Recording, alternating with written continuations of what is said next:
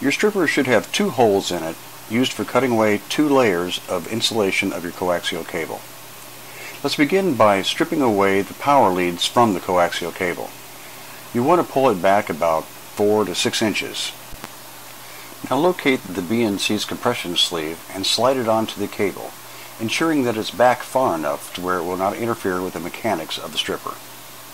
With the strippers, cut back about a half an inch of insulation off the cable.